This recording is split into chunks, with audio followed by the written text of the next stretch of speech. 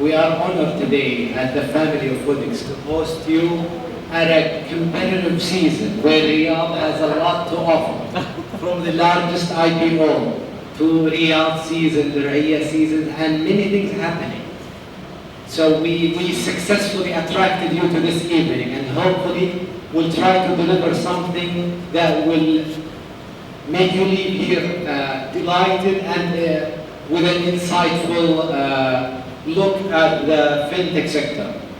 We are happy today that Mr. Na'im is joining our board at Foodics, and it is a great opportunity to open the floor for him to share some of his experience, global experience.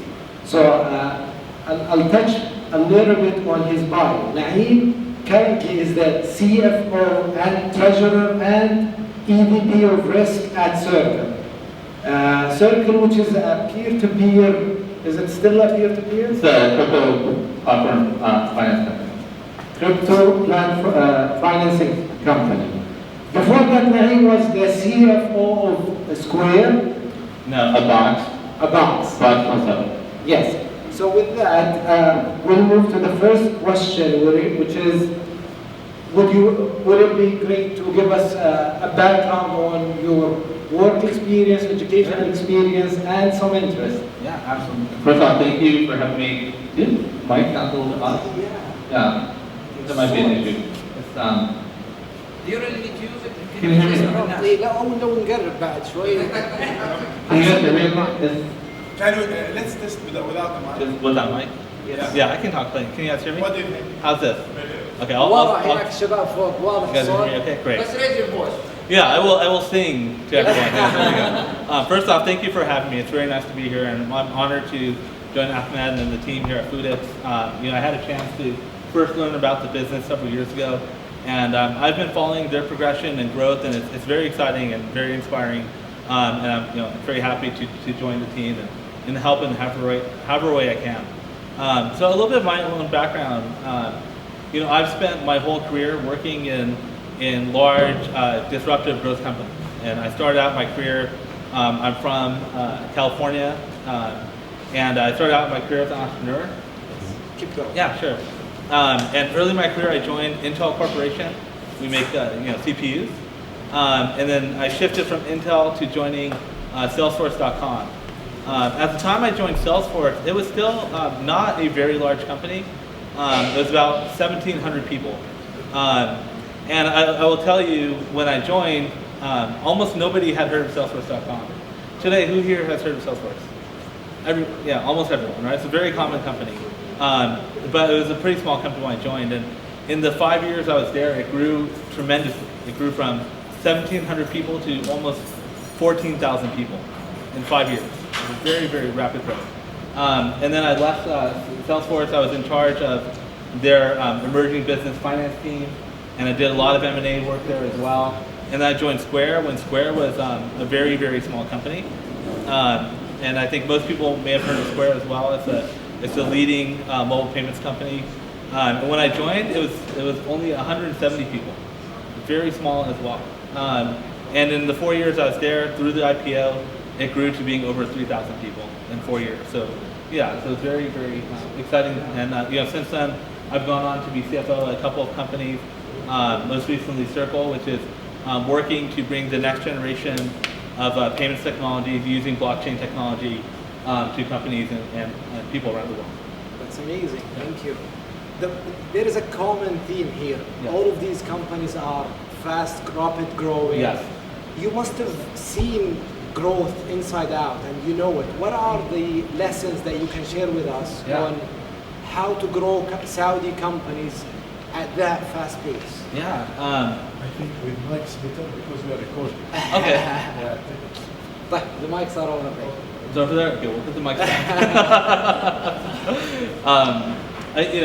Sorry. Is that okay? Sounds breathing. Yeah. It sounds a little breathing. Okay, anyway, maybe it's just my own voice. So when you're growing at that kind of rate, it's very challenging. It's extremely, extremely difficult. And so there's certainly a lot of lessons to be taken away. The first lesson I would say is in order to successfully scale, you have to be very focused on your culture as a company. And not just to talk about putting values on a poster, which is what a lot of companies do, but really, truly ingrain how it is you operate and then be able to teach the employees coming into the company to consistently operate against those values and use mechanisms internally to reinforce those values. It's very critical. Because when you're growing from 10 people to 100 people to 1,000 people to 10,000 people, the things that used to be easy in communicating with each other automatically, they no longer can just be learned through exposure. Because when you're adding one person a month, it's easy. They can meet with the CEO and they can teach them how things work here and what to expect and how to interact with others. Then you add 10 people a month and it becomes a little bit harder. Then you add 100 people a month. How do you do that? You don't have time to coordinate with everyone and teach them. So you have to find ways to institutionalize that. And again, being intentional about the culture. Culture is very scalable. So that's kind of, I would say, lesson number one. Another lesson has to do with communication. And a long time ago, I read an article about when you're scaling a business, they called it the rule of 3s and 10s. It's interesting. So anytime you have an employee number that starts with a 3 or a 10, the way you communicate with each other has to change. So imagine when you have a company of 3 people. How do you communicate? It's very informal. You sit in one room together. You're right next to each other. You don't even need to try to communicate. You can hear each other talk. Exactly.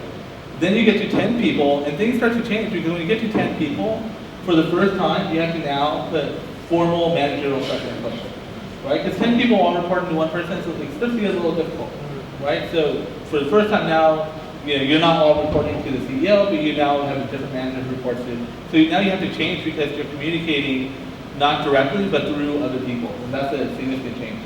When you go from 10 people to 30, it starts to change again. Because now you have multiple managers, you have to formalize communication, be more consistent and rigorous about how you go do that. That's significant, that's different.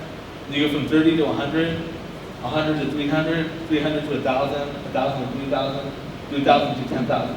And in my career, I've done all that. My startup, we had 0, we grew to about 10 people. As I mentioned, Sqaure grew from 170 people to about 3,000. Salesforce grew from 1,700 to about 14,000. So I've gone through all those, and I did very much notice when we got to the thresholds, 1,000 people, 3,000 people, 10,000 people, we had to go through a really significant overhaul of the company, how we communicated, and that often meant bringing in new leadership for the company as well. So anticipating that can give you an advantage so that when you get to that point, everything doesn't break. That you're ready for it, you can prepare, and then know that you have to fight through to the next level for success. That's amazing. So you've touched on culture and maintaining that culture while growing the company. We've touched on the communication and 3 to 10 rule. What did you call it? Rule of 3s and 10s. 3s and 10s. Yes. Okay. The more you grow the company, you have to revamp the way you communicate internally. From a culture perspective, everyone is speaking about the importance of a culture for a startup. What is a main attribute within a culture that you've seen that could be applicable to multiple or different types of startups, if it comes to your mind? Yeah, it's a great question. I think the first thing that comes to mind is being clear with yourself and your employees about the degree of transparency. Some companies can operate with relatively little transparency. Other companies operate with a very high degree of transparency. And most people would say if you want transparency in an organization, everyone says yes. That's like saying, do you love your mom? Everyone says yes, right? But it's not easy. Transparency comes with a cost. Because if you're transparent sometimes and you're not transparent other times, it causes a lack of trust. And in fact, you'd better not to be transparent at all. So being consistent and with the degree of transparency, I think is actually really critical as you go through that stage. So finding a level of transparency that you feel comfortable with within the organization. And be consistent. And then maintaining that. That's right. So you've worked for more than 6 years in fintech companies. Yes. Did you choose fintech or did it choose you?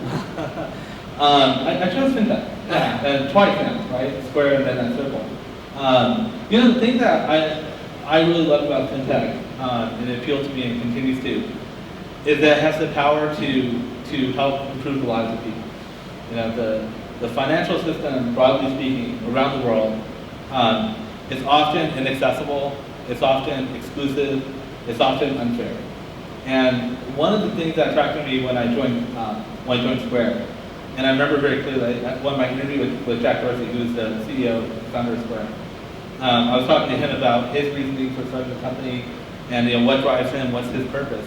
And he was very clear that what he wanted to do is level the playing field and give small businesses the same tools and advantages that big businesses have.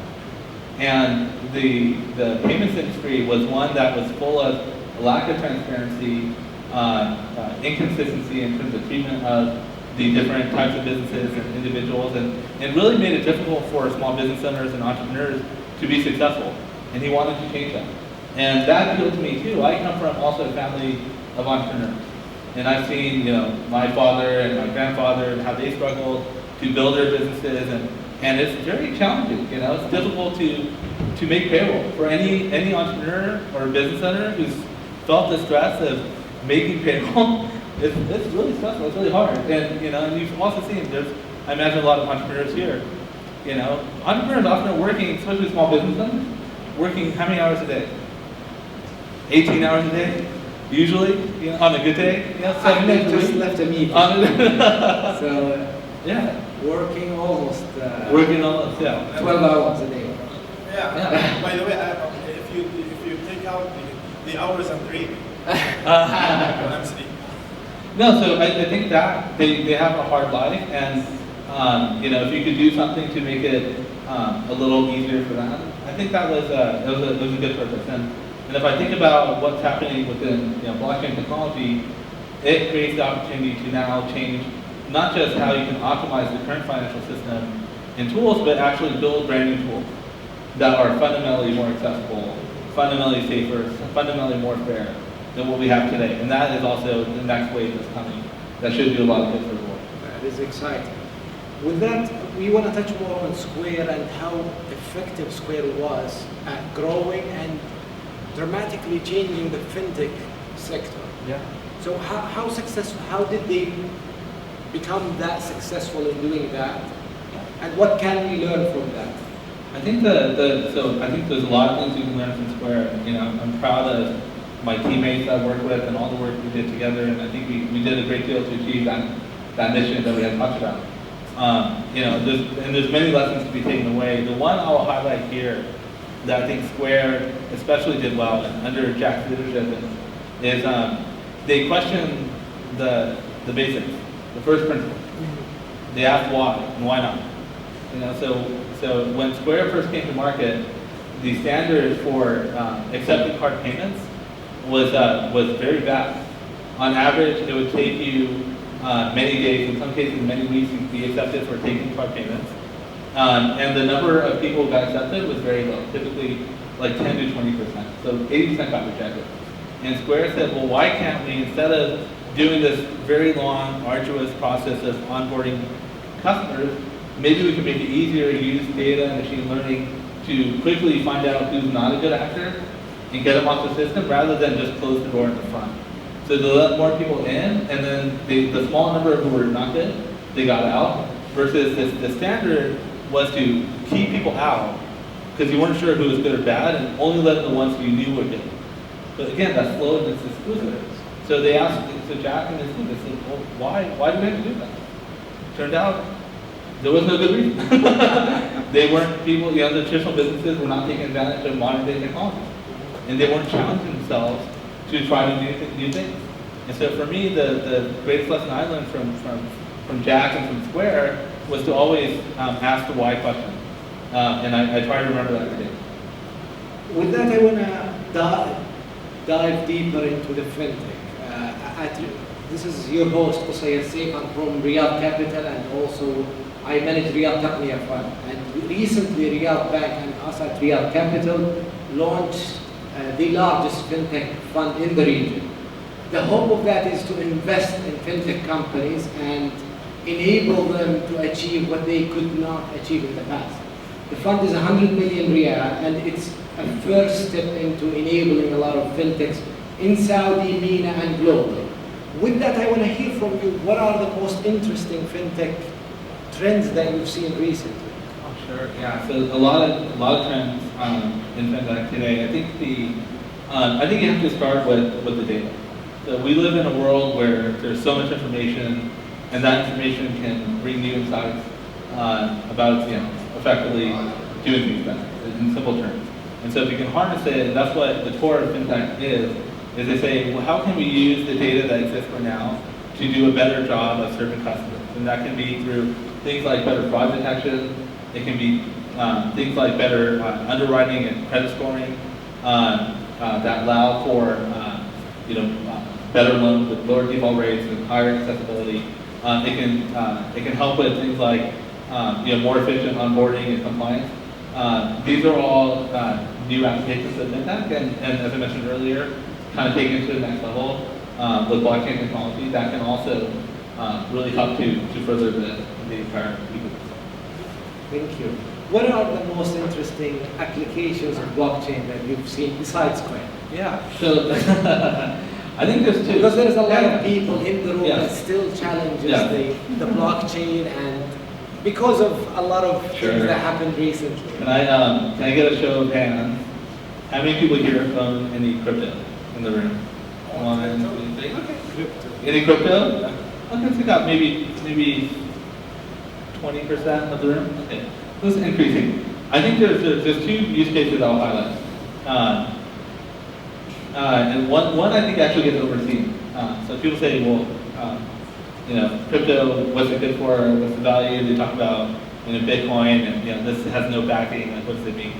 I think they forget that Bitcoin itself is a killer application. It's one application. It's one application. Yes. And the application is the keywords here are a sovereignless store value. Right. So what sovereignless means that it is not issued by any government, right? Without sovereign authority. So it exists as a store of value outside of the realm of any government's ability to control it. And that's different. We have not, in our history, in modern history, had money of any kind that wasn't sort of given a blessing or approval from a government who could control that in their own way. Now, that doesn't mean it's bad, but it does mean it's different. And I think people's initial reaction is, okay, well, if it's not controlled by government, therefore you're going to use it for illegal activity. That's not actually true. Actually, an enormous amount, almost all illegal activity happens with cash. Cash is the best killer use case for illegal activity, actually. This is true. $100 bill, actually. We were joking about that earlier. The US dollar, $100 bill, is a killer application for illegal activity, unfortunately. And so, you can have, and if you're in an environment where you have, say, a less stable government, and you can see that a lot of places in, like, say, South America right now. Venezuela is a great example. It's not fair to you to have all of your money you've worked your whole life for, your whole family, evaporate overnight, right? So if you don't want to trust that, you can trust this other thing, and you can have it held securely in your control. So that itself is powerful, and that I would argue is itself a powerful use case. The other emerging trend is that increasingly there are emerging what they call stable coins or fiat-backed stable coins. And these are digital tokens that are reserved by a particular fiat currency. So in the US, we have tokens that are backed by dollars. You could have, here you could have tokens backed by reals. We don't exist yet, but you could. Opportunity, you could have a pound and so on. And so that gives you both the sort of stability of the fiat currency, which we all kind of accept, right? We buy coffee with dollars and reals. But it also gives you the power of the underlying technology to have exchangeability, transferability, selectable privacy, all those things that you can get with blockchain technology. So it's a hybrid, and that's just now emerging, and has the potential to become an incredible force over the next 10 years. In fact, I would well argue there's a decent chance that a significant portion of all transactions in the world over the next 10 years will be conducted on these new payment technologies, using crypto. These are quasi-cryptocurrencies that are linked with more of a stable. Yeah, they are. Yeah. They're crypto digital tokens that are backed by fiat-based services. Beside payments Yeah. and currencies, Yeah. what other applications for blockchain have you seen? Yeah, the other applications for Successful applications. Yeah, so the successful applications are still emerging. So there's ideas. So the idea that you can hold, say, title to real property in the form of a digital token. That's something that's emerging. Or you could have, say, an equity instrument, ownership share of a company in the form of a digital token. Or you could have real estate, or even a debt vehicle, bond in the form of a digital token. Those things are at this point more conceptual, but are being built and will come. But it's still a little early right now, and it'll take several years to continue to round out. Yes, exciting times to witness. Recently in Saudi, we've got Apple Pay, we've got one of the largest telecom in the region launching STC Pay. We've got Zain investing in a wallet, and maybe like telecoms, banking, fintechs. Who's going to be on top? Yeah, If there's a competition. So I think one of the other interesting things we're seeing now is it's almost like the unbundling of the services that make up what we think of as a bank.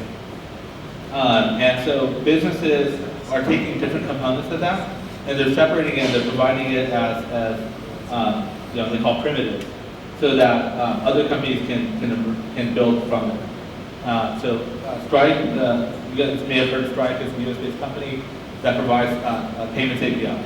So with 3 lines of code, you can now integrate the ability to take payments into your website or your mobile application. That itself used to take much longer, way more complex, more expensive. So they basically unbundled that part of the ecosystem. There are other companies that will do different services like compliance on demand, or background checks on demand, or KYC on demand. And so, whereas before these were all held together, by taking them apart, businesses can become especially good at those particular things and become best in class, and then you can re-aggregate them. And from there, new opportunities can emerge, and it creates a competitive threat from technology companies. So often the idea or talk that Apple, maybe the bank of the future is Apple. Maybe with right? the new car. Yeah, right. The new card, or if they own something in the device to be owed.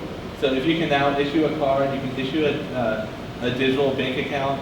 Like, why do you need a bank account? Exactly. Right. Square has now the ability to trade stocks and buy Bitcoin in their Cash App. That's what you used to need a brokerage account. Now you don't. And it's cheaper, it's faster, and you have high trust. That's one challenge that banks have. Sorry for this, but a lot of banks don't have trust with their clients. Maybe your bank has not real bad. But many banks don't have a high degree of trust with their clients. And so by helping these other companies that have earned trust, Amazon is another. It's a common issue. Yeah. However, in theory, it is an interesting idea. But we still need the banks to be the backbone of a financial sector, because when I deposit my cash somewhere, it's being lent to someone else. Sure. So when I have a small shop doing Yeah. KYC and then someone else doing SMEs financing, who's gonna be the backbone of a? So it has to evolve, right? And in the same way, if you look at the telecom companies, their role in society 30 years ago, 40 years ago was very different. Today, your telecom company provides basically a backbone, right? Yes. To provide a pipe so you can get data and you can use internet services and connect to other people. Before, they were further up the value chain. They weren't just the backbone, but they also provided voice services and other value-added services. And they faced increasing competition, so they've had to change the business model. So I think for forward-looking banks like your own, you will have to evolve and embrace this changing technology and hopefully take advantage of that and grow even more. And for the ones that will not, they'll have more respect. Yes, thank you. And the real takeaway there was, it is actually ourselves that hold us back. If we fail to dream big enough, then we will not achieve great things. And so remembering that and knowing that you can, and closely related to that, the second lesson is being willing and able to push yourself out of your comfort zone is really critical. Nothing worth having is gained without taking risks. And as I think about my career, alhamdulillah, I've had a lot of success, and been very fortunate to work with some amazing people at some amazing companies. And I've looked at some other colleagues of mine who I think are as smart or smarter than I am, as capable or more capable than I am, who haven't had the same degree of success. I've asked myself, well, why is that? And more often than not, it's come back to, they weren't willing to take the risk. So we talked a little bit about my career. When I left, we're talking about Salesforce, it's a good example. When I left, joined Salesforce in 2008, the company was 1,700 people, small private company. I was leaving Intel, which was a gigantic public company, and almost everyone thought it was a mistake. First of all, people said, I'm joining Salesforce. They said, what is Salesforce? And then I explained it to them and said, well, why are you joining that company? And are you speaking about your parents? Not just my parents. No, my parents for sure. but also my friends, even some of my mentors. A lot of people said, this is a bad decision.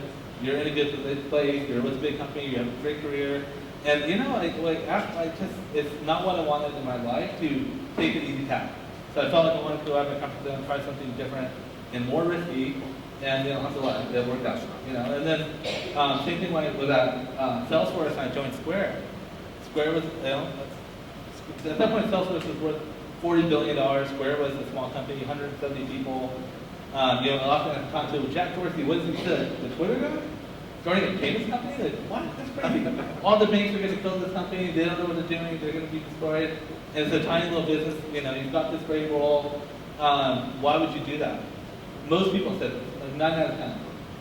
And I said, well, yes, I hear you, but I was inspired by the mission and purpose of the company, and inspired to work with great people, and I'll come back to that. And so I decided to take the risk. And again, I'm glad that worked out really well. So I think being willing to take risks in a career is really important. And the third one is back to people. Is in the end, all information technology, all businesses are people businesses. That's a very cool, So paying attention to the people, being willing to be sensitive to their needs, being empathetic to what they're thinking, put yourself in their shoes, is always very important. And so, trying to force myself always to be aware of that. And most of my career decisions, when I've been focused on that, it's worked out. And when I've been ignorant to that, it usually has not. So learning the hard way is a good lesson for me. One of the lessons from Sqaure as well is the initial reaction to what Sqaure was trying to do from both the banks and the card networks was fear.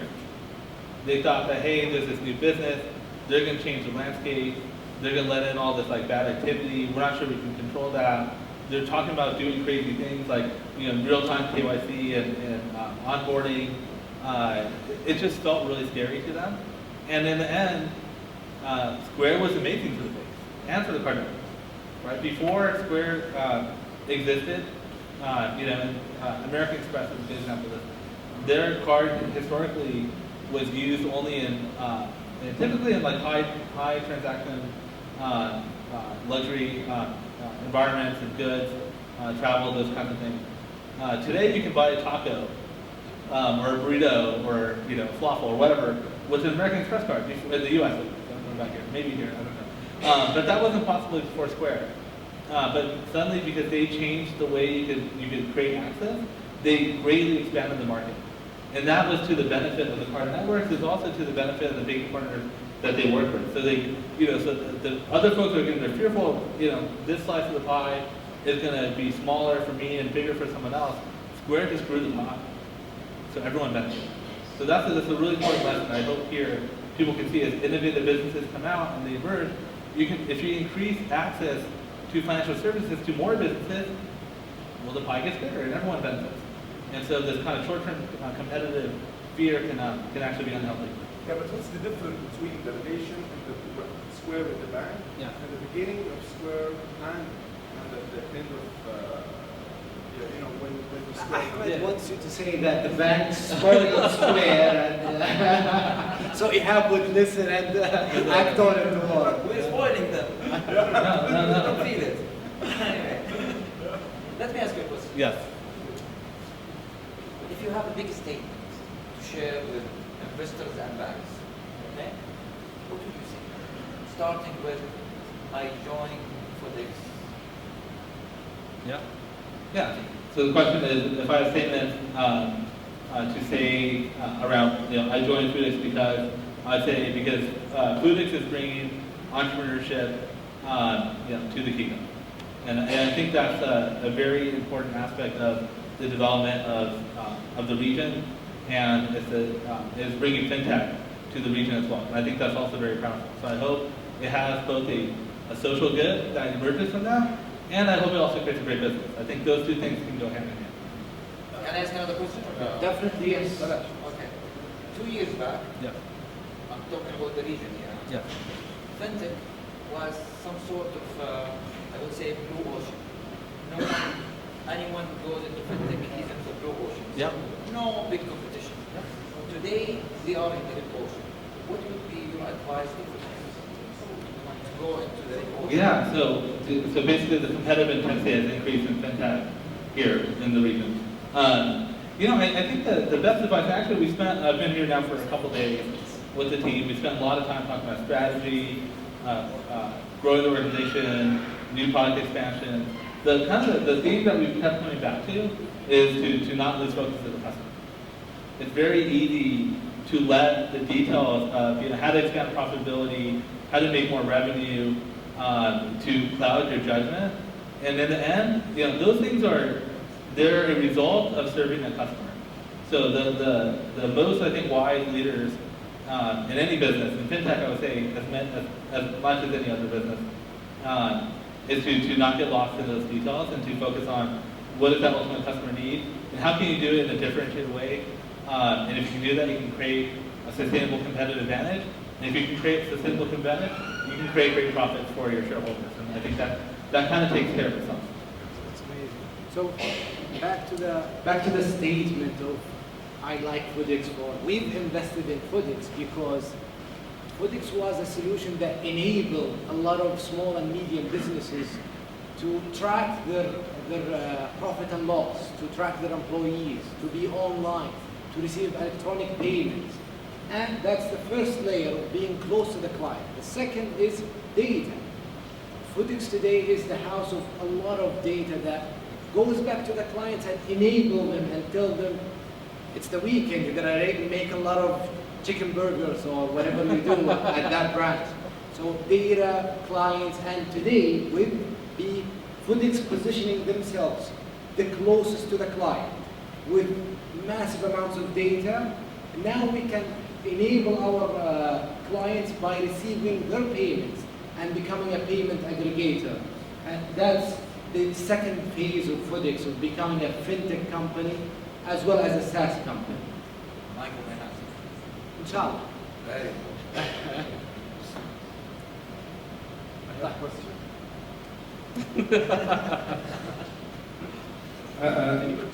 Na'im, How we can deal with our data, since you referred to the data, and dealing with the banks, for example, in terms of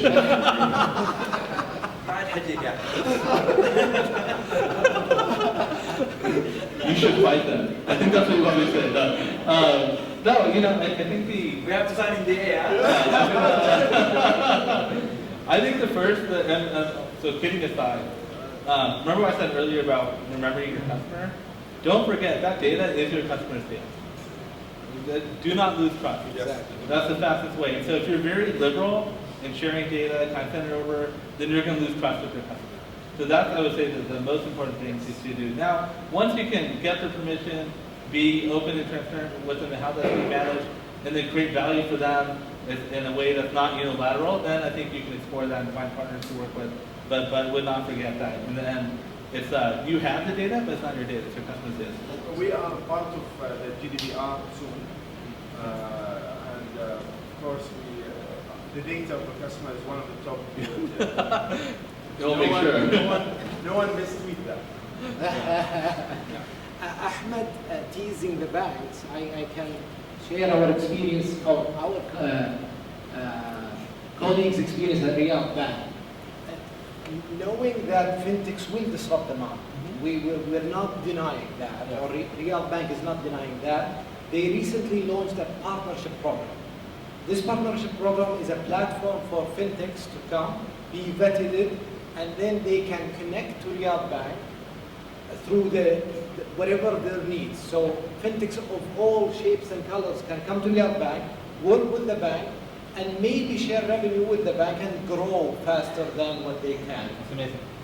That's all of the Saudi banks are slow, including Riyadh Bank, but this is a step towards more promising future. Yeah. It's not easy. No, that's really great. You know, I think one of your colleagues earlier was asking me, you know, what is it about Silicon Valley that, you know, leads to all this innovation and growth? And you know, it's just some basic things, but you know, first it starts with the people, right? The collection of talent in Silicon Valley, the amazing universities that they have in there. You know, it's an engine that it just keeps feeding itself. So that's kind of number one. Number two, we talked about some of the lighter regulation that's more business friendly. I think it's really important. And the third is access to capital. It's really important too. So there is a role to be played by the banks here. If you want to fuel entrepreneurship, you want to fuel growth of the economy, you want to fuel your own business, then you know, creating mechanisms creatively for these businesses to be able to access capital can be a real important part of what they're doing. Do we have any further questions? One last question before we end. Thank you, Mr. Na'im, for your time today. Now, how do you decide day to day what is the highest value work that you do? Yeah. So the question is, how do I decide day to day? I chuckle a little bit because I have a weird process. And this is bad advice, so don't take this advice. It doesn't work for most people. No, this is not advice. But you have to find out. I'm asking honestly. So, you know, I'm not a note taker, and I'm not a task list person at all. You know, so how do I decide? You know, I sort of just try to ingest as much information as I can, and then you get good sleep, and then your brain just filters it automatically. I'm not kidding. If you get good sleep, it works. Yeah. You just take it in, and you don't. I think notes kind of filters for you. Which I'm not smart enough to filter what's important or not. My brain, when I sleep, is, and so it filters things out. And then I just feel like I wake up refreshed, and you know, I walk to work in the morning. It's about a 30-minute walk, and that process helps me to sort of like automatically guide what I go and focus on. So I think that is a more natural process for me. But in the end, to be more specific about it, what I find the highest leverage typically has to do with people. You know, if there are points of friction, lacking communication between individuals, you know, unblocking those things and helping them to solve those problems and teaching those folks on how to prevent those in the future as well, it tends to be really high leverage. And so naturally, I think that tends to be my focus. I also have a different method. I sleep on things that is always successful, but what I do is I list everything that I have to do. It's a better approach. And then I start organizing things by, there are stuff that has the highest impact and the lowest effort. And then highest impact with high effort. And then low impact, low effort, low impact, high effort. Do whatever gets you the highest impact with the lowest effort first, because that makes you achieve a lot. And in the morning you want to do the most challenging things. And then start going through the list till you check all of your things. But also sleep on things. That always helps. I think this is more scalable. So I suggest you follow that approach. Thank you very much for attending this. We were delighted to host you today at this hub of innovation. This is Foodics New Office in north of Riyadh. This is where Foodics creative ideas being born. And we would love for this meetup to continue beyond this session. Please follow us on Twitter, Instagram? Instagram. Do we have Snapchat? No. Not yet. Yeah. Okay. Instagram and Snapchat to hear about the next meetups. Thank you for choosing us ahead of Riyadh season or the Riyadh season.